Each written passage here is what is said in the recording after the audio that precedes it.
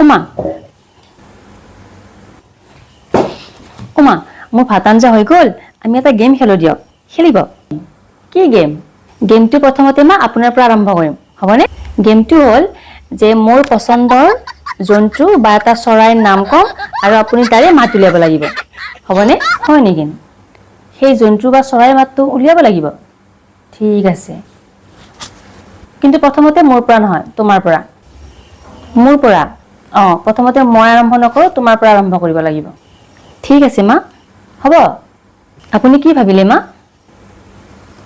তেতিয়াহ'লে বোৱাৰী, মই ছাগলী বাছি লৈছোঁ। ছাগলী?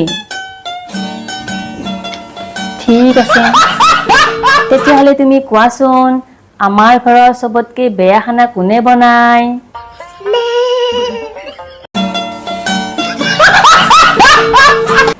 কথাই কথাই কোনে কাজিয়া কৰে?